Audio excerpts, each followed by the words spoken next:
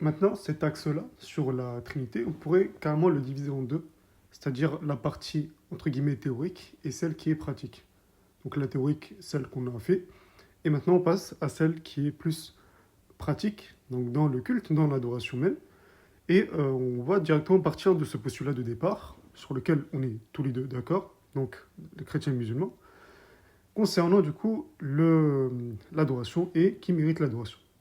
Alors, qui mérite l'adoration? Bah, Dieu seul mérite l'adoration.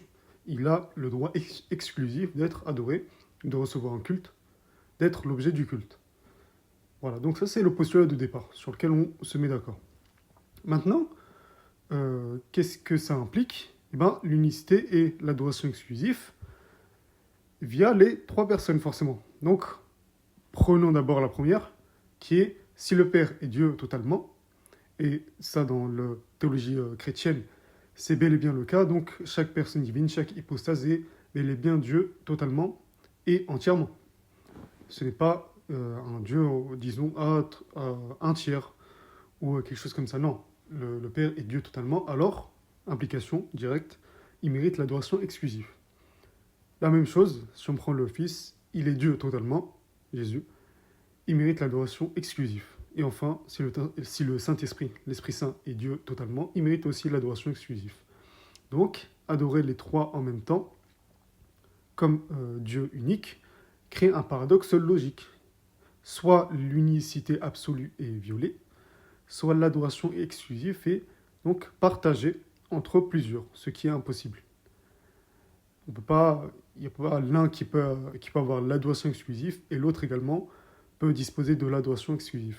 Ça crée une contradiction.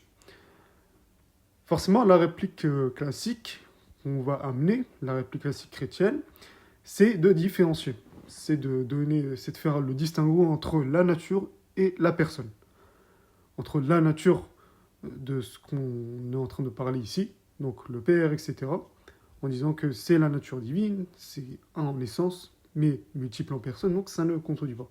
Pareil pour ce qu'il en est du terme personne, de ce concept-là, c'est plus une manifestation, etc., comme c'est connu voilà, dans la définition de la Trinité. Eh bien, Jésus, le Père et l'Esprit sont trois personnes d'une même essence divine. Voilà la réplique. Nous, on dit, on répond à ça, ok, très bien. Sauf que, par définition même, et de manière pratique, donc le fait d'adorer impose d'attribuer à son objet de culte le droit d'être adoré. En fait, c'est comme dire que Jésus est Dieu, ok, mais il n'est pas Dieu en même temps. D'un autre côté, il n'est pas Dieu. On ne peut pas lui appliquer tout ce qui implique la divinité. Alors que les implications sont Jésus est Dieu, donc, comme Dieu est le seul qui mérite l'adoration, alors je n'associe personne avec lui dans le culte. C'est pour ça qu'adorer une personne, une manifestation, n'a aucun sens, ni possible ni concevable. C'est pas juste qu'on n'a pas de droit, c'est que ça n'a pas de sens en fait. On ne peut pas adorer une manifestation, c'est comme adorer du vide. Forcément, l'objet du culte, eh ben, forcément, on va lui attribuer une entité. Donc, vous ne pouvez pas dire que ce Dieu que j'adore n'est pas un être distinct. Par contre, si tu effaces tout ça, et que Dieu est une seule et même entité, sans le disperser en personne ou en manifestation, là, l'adoration prend tout son sens. Là, ça devient totalement logique. On n'est pas en plein dans la contradiction. Et pour illustrer ça, par exemple, si vous me dites, j'adore cette statue parce qu'elle représente le roi. Ok, j'adore cette statue-là parce qu'elle représente le roi. Le roi que je considère comme auquel j'ai fait allégeance. Donc c'est une manifestation de lui, en fait, quelque part.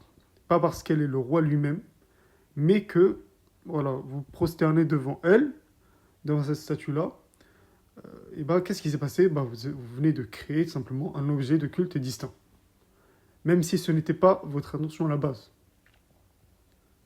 Ce n'est pas le roi, en fait. Bah oui, ce n'est pas directement le roi, là, pour lequel vous êtes prosterné, mais une représentation de lui. Et bien de même quand vous adorez Jésus, tout comme la statue du roi qui n'a pas une nature humaine, mais plutôt elle est faite de roche ou de métal. Ce n'est pas la même essence, pas les mêmes attributs, pas la même description au final. Donc Dieu est unique dans sa divinité, sa seigneurie suprême et ses noms et attributs.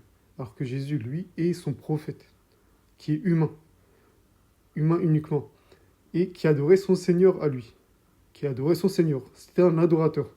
De qui? Du Seigneur à nous tous, au final. Le Seigneur à nous tous, le Seigneur des mondes, celui qui mérite seul l'adoration et la possède exclusivement.